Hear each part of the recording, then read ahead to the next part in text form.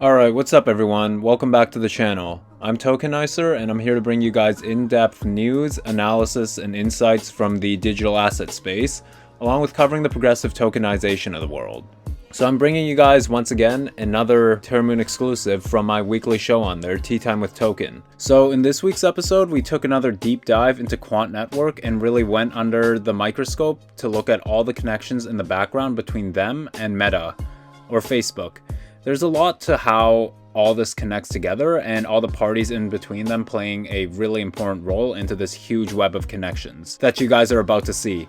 And this video wouldn't have been possible without Greg's thread on this topic, so I just want to give another quick shout out to him. And as always, if you guys do enjoy what you heard from this interview, along with the previous shows that are on my YouTube, be sure to join Terramoon Ventures for more weekly shows just like this and everything else we bring to the table with my discount code Tokenice for 25% off.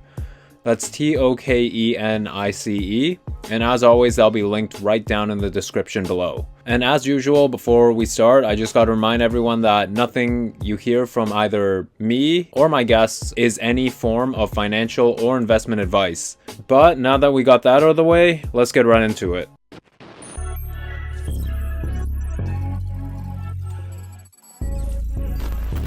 Alright, so yeah, this is the little map of what we're looking at. This thread was actually inspired by Greg Lunt. I'd say he's probably one of the best quant researchers we have out there, and he wrote this thread just about last month. Let's get started with this. So we're going to start off with Telefonica, because this is kind of where it starts off. Telefonica is a networking and tech company based in Madrid, Spain. What's really interesting is they have this product called Trust OS. Now, OS stands for operating system, right? This OS is focused on blockchain networks. And if we think about it, there's not another blockchain OS out there that we know of, right? The only other one is Quant's Overledger. And so it's really interesting to see another company build out a blockchain OS versus just a regular blockchain network or a DAG. So we look more into this. They say take advantage of blockchain to easily integrate it into their products and services by invoking a set of JSON APIs. Well, that's interesting, right? They're pretty much talking about integrating blockchain technology into your business network through a set of APIs. Again, no one does this but Quant. Create and manage tokens. You could argue there's some networks that do let you mint other tokens, such as Constellation's Hypergraph. You can mint tokens on DAG via Hypercube. So that one's smaller of a lead. But then they also mention deploying APIs on other blockchain networks, such as Hyperledger Fabric, Quorum, Ethereum, and Corda. These are actually all networks that were tested between Quant and SIA's partnership. We see the supported permission blockchains are R3's Corda, Hyperledger Fabric, JP Morgan's Quorum, and generic Ethereum enterprises, and also Ripple. We look back here and these networks are almost identical. Hyperledger Fabric, Quorum, Ethereum enterprises, and Corda. And then there's also further mentioning of APIs, and then the mention of any programming language. Now again, that is more kind of quant-like talk because there's not any other networks out there that let you program in essentially any language, especially not an OS. There are some that support multiple languages, so I know Hypergraph supports 2 different kinds of languages. I know Solidity is one of them. I can't remember the other. And then Hedera Hashgraph is also a very similar case. Cardano also similar. I know they support Haskell, which I think is a very niche programming language, like very niche. And then they also support Solidity, which is the most popular smart contract programming platform at the moment. So we look a bit further at Trust OS, and they describe it as making it easier for companies to use different types of blockchain networks for their applications. So interoperability. Regardless of the network used, the company will not have to adapt its processes or integrations to a new technology. So what does that sound like? You're bridging your legacy systems into blockchain and DLT. That's, again, Overledger. Any-to-any interoperability. That's what they offer. By the looks of it, it looks like a white label of Quant from what we're seeing. Just from kind of the evidence here. We'll get a bit deeper into if they really are a white label based on the evidence we have, but just from here, it does seem very similar to the same services that Quant offers. So that's Telefonica. Now, let's see how Telefonica connects to Quant now. We all know about Quant's partnership with LackChain, right? This is their partnership where Quant is looking, well, let's talk a bit about LackChain first. So LackChain is a global alliance that's formed by the interdevelopment banks. So the red countries are the ones that are supporting this initiative, and then the green ones are the ones benefiting from this. So this is like all of Latin America and the Caribbeans, right? And we see some huge countries here. We see the States, which is a supporting country of it, Canada, some places in Europe, and now LackChain has a lot of other companies in here, so beyond just the Interdevelopment Bank. So there's guys like MIT, Avalanche, Quant that are also in here, and so Quant is looking to connect all of Latin America to a DLT system, while also building out a Latin American dollar, which is a new form of currency because they're using the US dollar down there for the most part. And this will actually be tied to Citibank in the US. So in one partnership, they managed to connect a whole ass continent and build a new form of currency. We look here, Telefonica also has joined LackChain. So Quant joined in March of 2021, and Telefonica joined in February just this year. And so they say the main focus of the partnership between Telefonica and LackChain is to promote the significant adoption of this technology and the development of the blockchain ecosystem in Latin America and the Caribbean. Telefonica Tech and LackChain will work together to accelerate the adoption of blockchain in the region.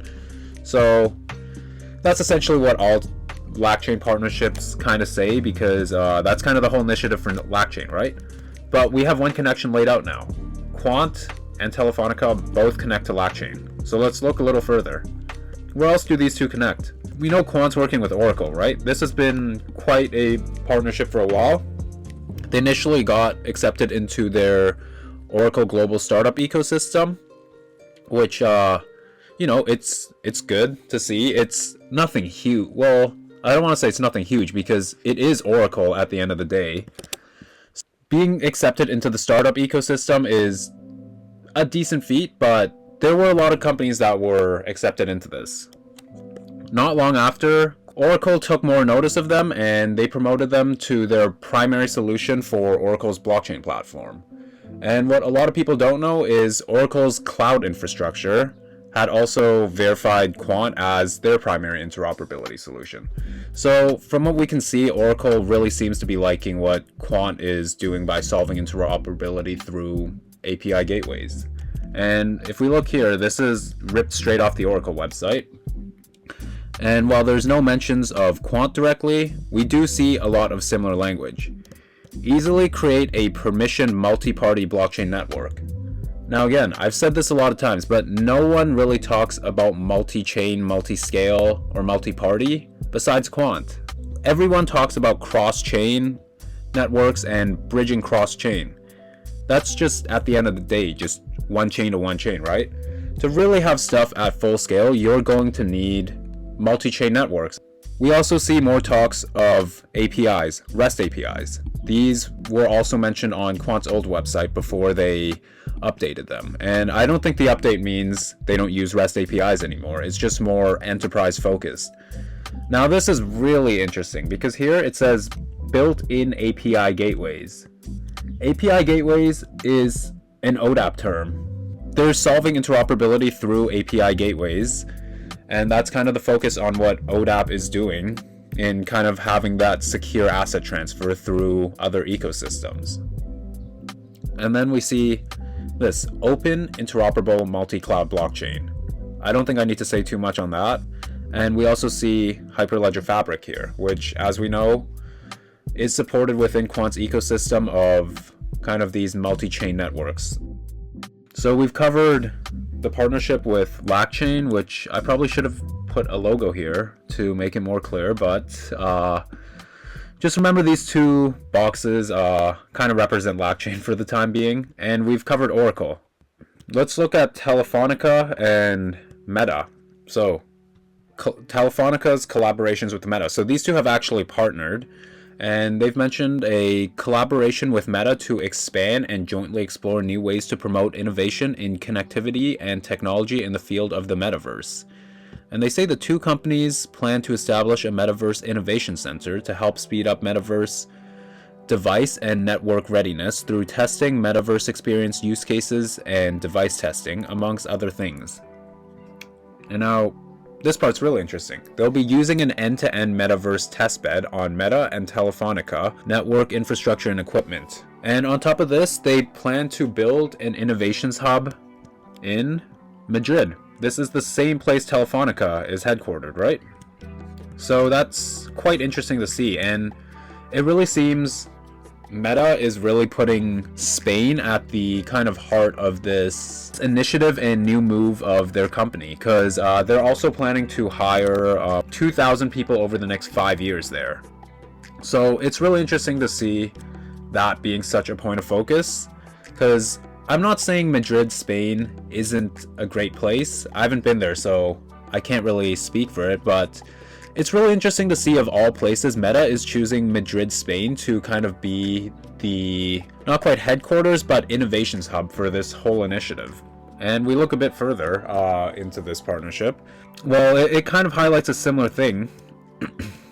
And it's really interesting to see that Meta, this is, I believe they're based out in probably California. Why would you decide to suddenly build in Spain unless you see a lot more to this partnership?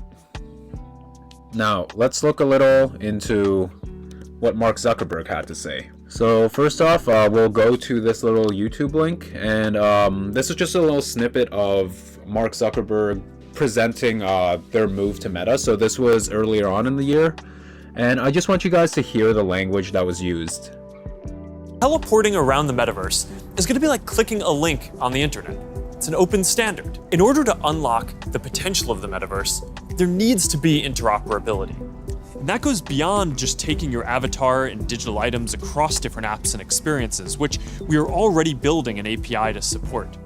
That was really interesting. So he mentioned open standard. An open standard means it's a standard that's out in the open, and other government entities, corporates, and enterprises are supported to come in and support and accelerate this standard. So we know it's not a closed standard that they're working with.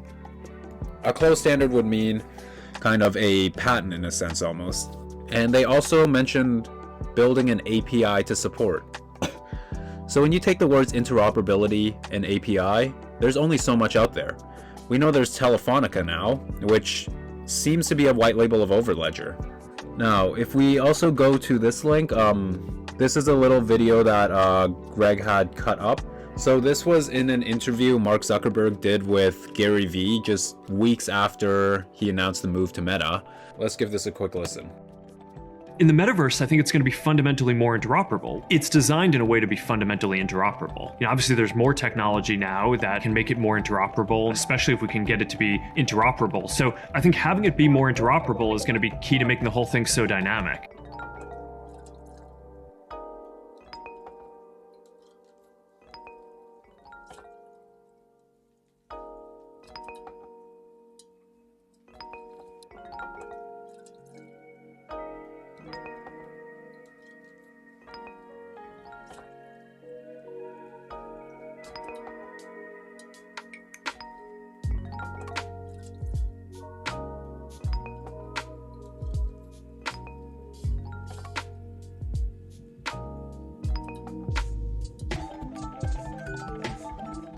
So yeah, it's a pretty funny cut up that Greg did, putting Gilbert Verdian's face over certain parts of it to just make it even more awkward. But from what we can see there, Mark really puts an emphasis of interoperability within the metaverse.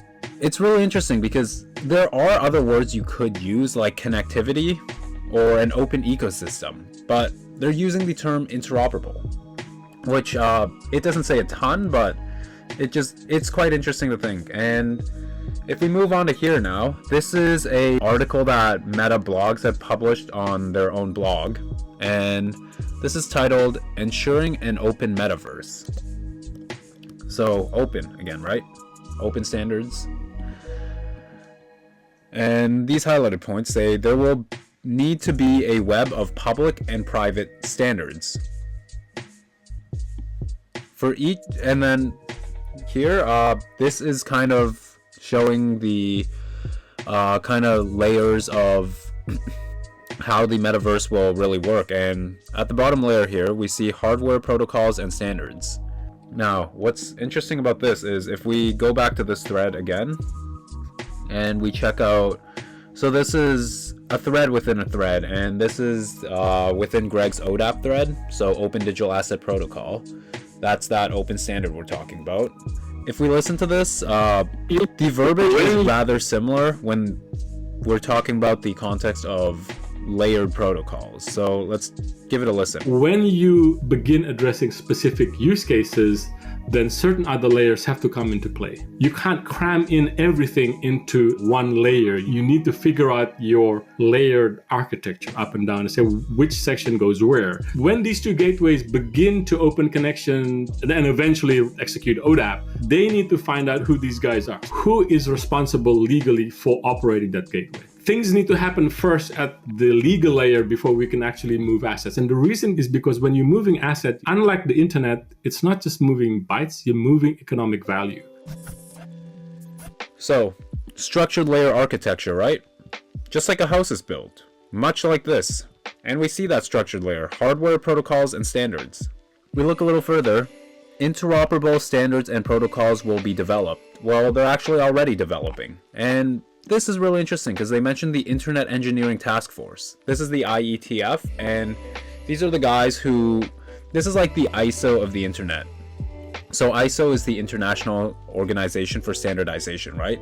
Any standard they mandate, all the supporting countries within ISO is pretty much mandated to follow these standards. The Internet Engineering Task Force is pretty much that, but for the internet. So seeing them talk about open standards, interoperability, structured layer architectures, and then name dropping the Internet Engineering Task Force, I'm feeling like it's too much of a coincidence to not be a reference to ODAP. And if we tie everything else together, API gateways, interoperability standards.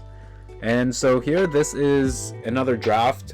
This is not an ODAP draft, but this is also focused on blockchain gateways, which, as we know, is how Quant solves interoperability. Well, specifically through APIs. But what is interesting is Thomas Harjano is also co-authoring this one. Thomas Harjano is the CTO of MIT Connection Sciences and the co-author for ODAP alongside Martin Hargreaves. And just to give you guys a scale of how big ODAP is, some of the other entities supporting this push for that initiative for ODAP are like the US government, Intel, IBM, Huawei, Visa, the Bank for International Settlements. So that's more of a consortium of other central banks. So that just kind of shows you how big the kind of push and support for this open standard is. There's not another interoperability standard out there that I know of, at least, that's getting adoption at this level. Like, sure, you could argue it's getting retail adoption by retail developers on, say, I don't know, Polygon's cross-chain bridge, but is that seeing any real enterprise adoption, providing real economic value and real utility? I'd argue not. So in here, this is a little example of how these blockchain gateways would work. If you're playing a game in Meta's Metaverse and need to pay for an asset to be transferred to another or same game in Microsoft's Metaverse, there will need to be a solution for blockchain interoperability. And while yes, this is just an example, this is really interesting to see because there was also an ODAP example a while back. This was the thread I wrote on Quant's connections to the Bank of Canada. So Son actually pointed this out for me. He's another very talented and well-respected quant researcher. This was in one of the previous ODAP drafts, and we see Project Ubin and Project Jasper being cited within the previous ODAP draft. And in one of the previous tea times, I showed you guys that there were a lot of hints at ODAP, API gateways, and solving interoperability through that way in the papers that they had put regarding Project Ubin and Project Jasper. Ubin is the CBDC for Singapore, and Jasper is the CBDC for Canada. Okay, so we see more of these connections now, and it's kind of tying in together, right? We see how Quant is connected with Telefonica, which is through LangChain and through Oracle. And of course, Trust OS sounding eerily similar to what Overledger does. So it's very likely that Trust OS from Telefonica is a white label. And then we see Telefonica directly connects with Meta in a very interesting way, because Meta really seems to have a focus on Spain and Madrid. So they picked out Telefonica, probably one of the better networking companies there, to build that hub. And well, I'm really not sure why they chose Spain of all places still, but something else we do know about Madrid, Spain is that it is confirmed that Spain will be part of the LangChain alliance that's kind of leveraging this. In that sense, it potentially makes sense, and who knows, maybe we'll see Meta joining up with LangChain. Now, on Meta's side of things, this is what they had wrote for sort of interoperability for Meta. So, foundations, hardware, protocols, and standards. So I highlighted standards because that's a very quant-focused thing, right? There's very few crypto assets out there that are focused on actually building out proper standards. So they say the technical protocols and standards that ensure the various technologies can interact or be interoperable in jargon. So a lot of this is repetitive, and I can't blame you guys if you're getting a bit bored, but this is essentially what we look for when we're looking for connections to Quant. We look for the terms of interoperability, and then we look a bit further. How are they solving interoperability? Is it through API gateways? And if it is it from legacy to blockchain? Is it legacy to legacy? Blockchain to legacy? Because that would signify ODAP. There's not another standard out there that's doing that. This is Alastria. So Alastria is a consortium that's based in Spain, and it consists of over 500 companies. Like, they are absolutely massive. So if we take a look here, these are all the sectors that they have members in. We're not going to go through all of these because this would take a really long time, but let's take a look at blockchain companies. So we see a lot of these we probably aren't familiar with, but we do see Algorand. This is probably a blockchain consortium based in Italy. We see Chainlink here, Fireblocks. But okay, we won't scroll through all of these. As I said, it would take quite a while, but you guys can tell that Alastria is quite the consortium out there. They have over 500 companies in their organization, actually. And if we look here, Telefonica actually has their own partnership to Alastria. And here it says, Spain's Alastria consortium, which boasts more than 500 member organizations, has partnered with Telefonica to build an enterprise blockchain network based on Hyperledger Fabric. And then they also mention 2 other networks on different versions of Enterprise Ethereum, on Quorum, and then on Hyperledger Besu. Again, these are both networks that Quant has solved interoperability for and offers it as a service to. One of the more interesting aspects of the announcement relates to interoperability. Telefonica will provide native interoperability with the existing Ethereum networks on Alastria, as well as the European blockchain service being built by the EU. Additionally, it will incorporate Alastria ID. Again, interoperability, right? We've found multiple leads as to why we can kind of assume that Telefonica is solving interoperability through Quant's Overledger OS, white labeled as Trust OS. Let's look at how Quant connects to Alastria now. Now this is rather interesting because this was on the EU Blockchain Observatory Forum. So this is from the European Commission itself, which Gilbert was a committee member of. He was actually chair of blockchain and DLT and kind of standardization of that. As we know with the EU, MiCA has been a very big point of focus for them. MiCA is markets and crypto assets. So that's a regulatory bill that's been in the works since 2020, and it's pretty much the big bill that's supposed to regulate this whole space for all of Europe. And there's some controversy around it. They tried banning proof of work, I think twice now, and neither time has worked out. So we'll see how that progresses. But who do we see in this little panel discussion on scalability, interoperability, and sustainability? We see the CTO of Alastria, and then we see Gilbert Verdian. And look, they also mention delegation to ISO TC 307. Again, that's the interoperability standard that Gilbert Verdian had founded. And they even mention Overledger. So efforts like Overledger, which currently connects 6 different blockchains, supports interoperability and user choice. Alastria, the Spanish national blockchain, started with Quorum because it was the only production-ready choice available last year, but is now evaluating other blockchains suitable to its public permission approach. Well, how could they do that without having to completely restart and build on a new blockchain? Well, I think Overledger has that solution, right?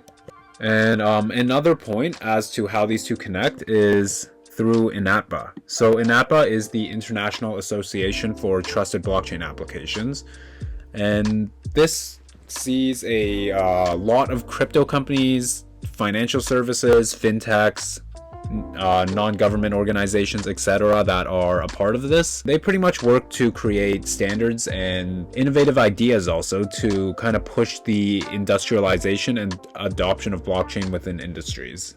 Now, there is one more thing to point out between this whole little map of connections. There's also Polygon. These connections are a little less relevant, but also quite interesting still. So, Telefonica had partnered with Polygon to allow Trust OS to manage and enhance traceability, tokenization, and certification capabilities. And at the end here, we also see they mention creating an ease of an open market and interoperability, which are somewhat synonymous, right? To have an open market, you need interoperability in this space. Meta also connects with Polygon. This was a bit more broad of a partnership, and this was just allowing NFTs to move onto Polygon, and they've said that Polygon for now is where they're looking to build some parts of their metaverse from. But with so much talks of interoperability, I'm sure this will reach out to a multi-chain scale at one point. This is on Nick Clegg and Gilbert Verdian. So we see that both these guys worked in kind of governmental positions in the UK, right?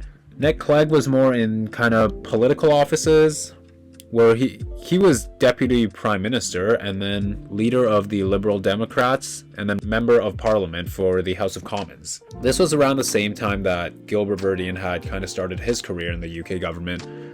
So Gilbert started in 2009, and from 2009 to 11 he was chief security officer and deputy CTO of Her Majesty's Treasury. This is pretty much the government treasury for carrying out all of the UK's economic and fiscal policies. And then he worked at the Ministry of Justice in UK. I'm sure he did a lot of work in cybersecurity there. It's really interesting because both these guys held government level positions within the UK. So the odds of these two crossing paths at one point, I don't think is too far-fetched to consider. And so this is kind of how all this connects now. I know there's not a perfectly direct connection saying Quant is partnered with Meta or Meta supports ODAP, but that's kind of how we have to go off with these kind of things, right? A lot of these are white labels, NDAs that we might not know about till 5-10 years down the line. It's kind of up to us to solve these mysteries, be a detective and find these hidden connections. There is a little wrap-up that Greg did towards the end of it. I think he did a really great job of summarizing this whole connection board and really tying it all together. You don't talk about interoperability like that in the beginning, middle, and end of your big presentation unless you actually have a solution. And he says teleporting around the metaverse is like clicking a link on the internet. It's an open standard. Open standard is a Gilbertism. People were like, well, if it's not Quant, couldn't Facebook just build their own in-house solution for this? No. To be an open standard, you need to be working with global standardizing bodies in the open. And you need to be sharing and working collaboratively, and you can't do that in the dark. You can't build your own in-house solution and then call it an open standard. That's complete oxymoron. So there's a high chance, in my opinion, that Zuckerberg is hype about interoperability because he knows that Quant has actually solved it. So yeah, that's pretty much the wrap up of this little presentation. Again, this whole mind map and everything was inspired by Greg's thread, so do check out his thread. I'll drop it in the Tea Time channel too. But yeah, what are your guys' thoughts?